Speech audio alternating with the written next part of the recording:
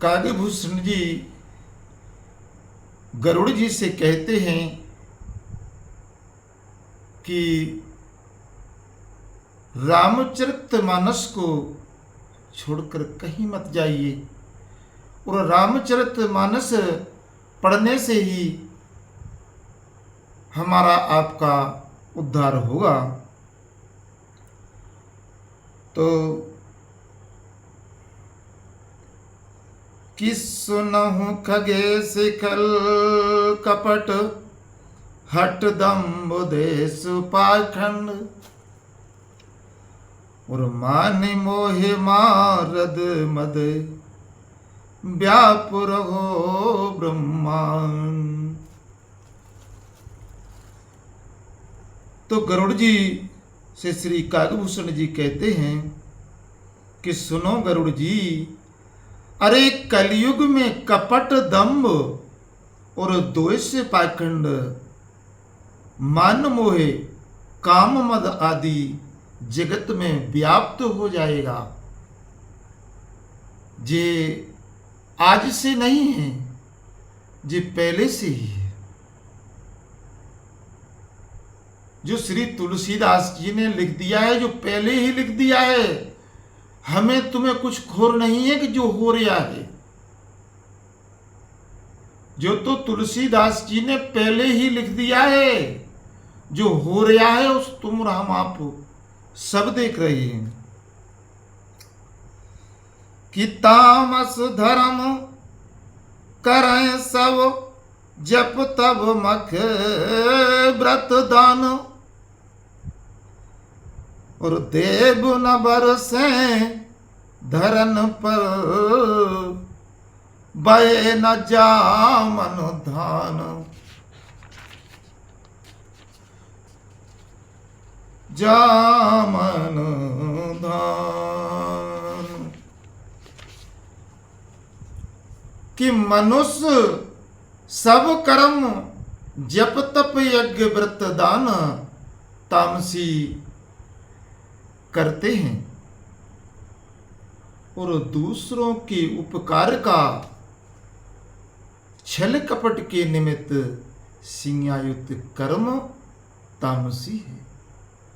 और सब मारण उच्चाटन करते हैं एक दूसरे के लिए, है क्या है। और इसी कारण मेघ पृथ्वी पर नहीं बरसता है, और बोए हुए धान भी नहीं जमते हैं। और के मेघ ऐसा बरसता है कि बोए हुए कोई अन्न नहीं उगते। और उसी प्रकार का आज ये बरसात हो रही है, क्योंकि मैंने ये कागभूषण की और गरुड़ जी की कथा अपने बचपन में श्रवण की थी, और मेरे साथी लोग भी थे सिमरण करने वाले।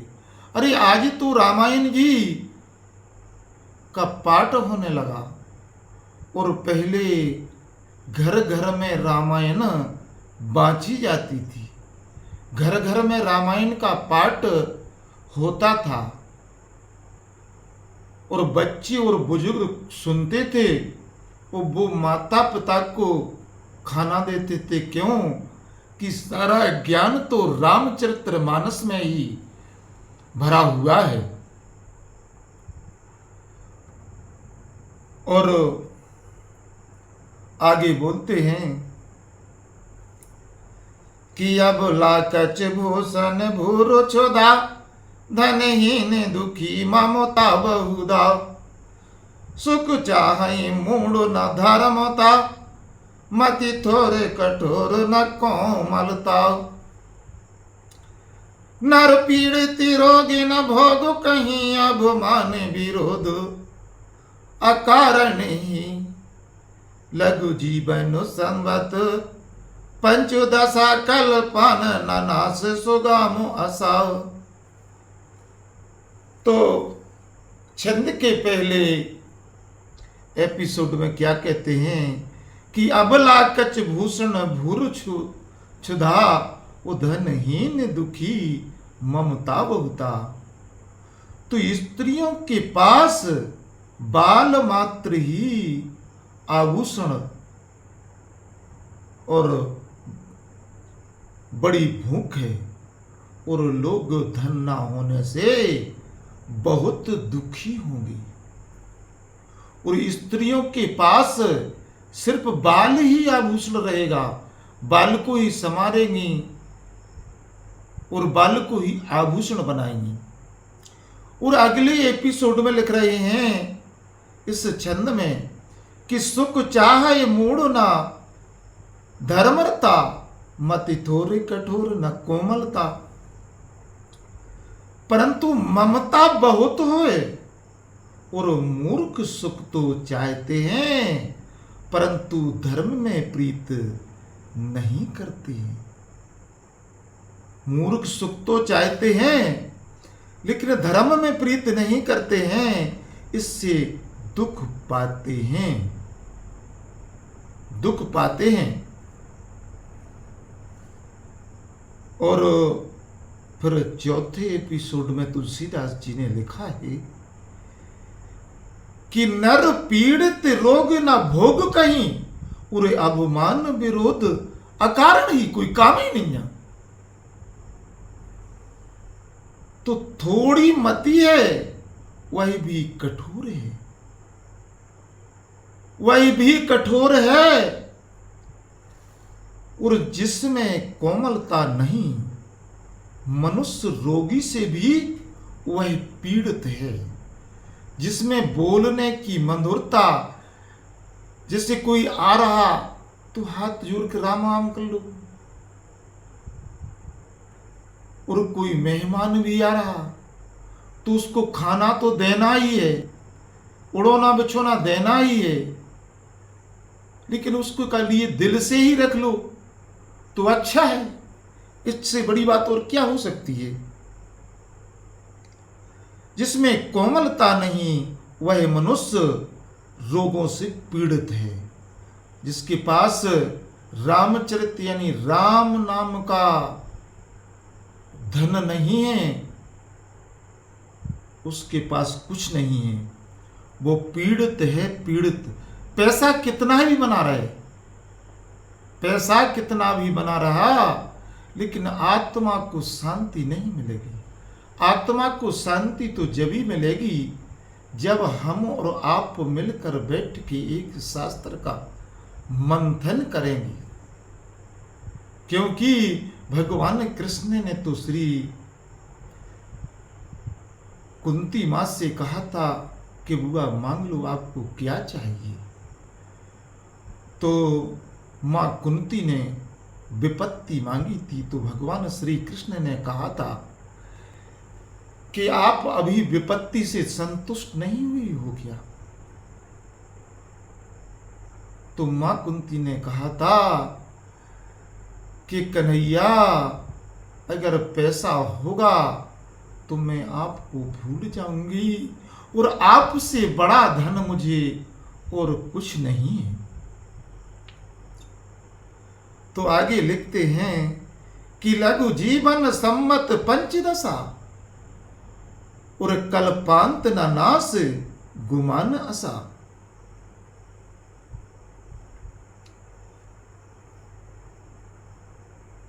पांच वर्ष का कलयुग में होगा। थोड़ा बिना कारण ही सबके से करते हैं, और थोड़ा जीना 10-5 वर्ष का। थोड़ी समझ में नहीं आ रही थी तो हमने पढ़ के भी देखी। तो मनुष्य रोगी से पीड़ित है और 5 वर्ष का कलयुग में होगा, परंतु अहंकार ऐसा होगा कि कल्प पांत में भी हमारा नाश नहीं होने वाला है। 5 साल की उम्र होगी और अहंकार ऐसा होगा कि कल्पान कल्प तक हमें नहीं मरना ही नहीं मरना है। वह मनुष्यों का लघु जीवन होगा।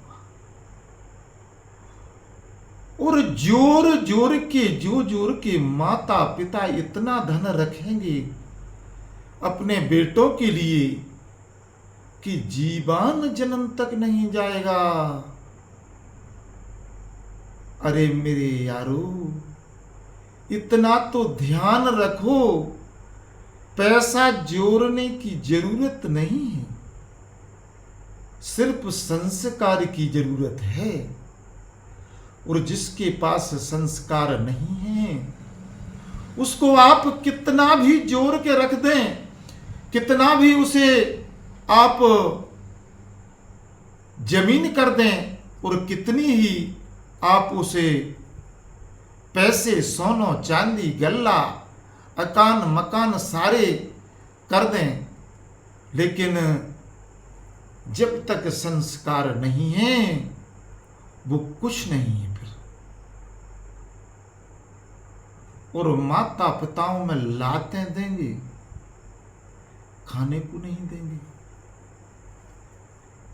और अरबों करोड़ों की अपन ने संपत्ति जोड़ी, लेकिन जब किस लिए जोड़ी कि मेरे बच्चे मेरे लिए बड़े प्रेम से वृद्धापन में मेरी सेवा करेंगे। अरे भैया, सेवा बेवा नन्या, और बढ़न की तो वृद्ध आश्रम में है, बढ़न की तो वृद्ध आश्रम में है। तो आगे क्या लिखते हैं कि कली काल बेहाल की ये मानो जा, नहीं मानते को न अनुज तनुजा,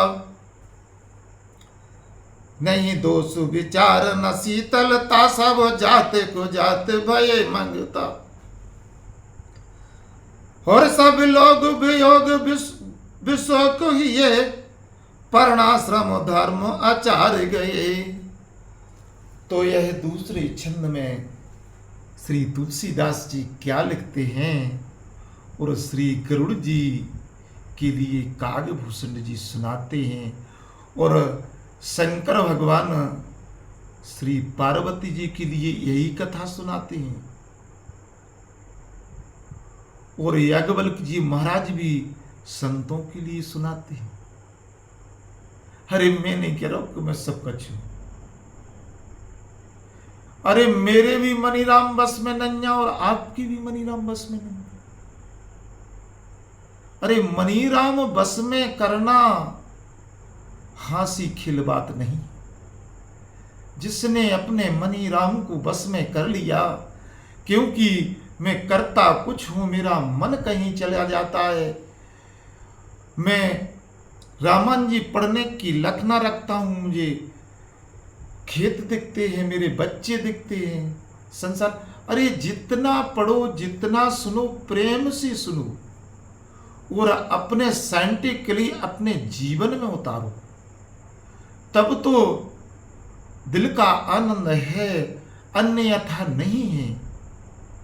और एक कथाएं हैं ये सीना चीर कर जब तक धार पार नहीं निकलती, जब तक ये मनीराम मानत नहीं, ना मान सकते हैं। तो कलिकाल ने मनुष्यों को बेहाल कर रखा है।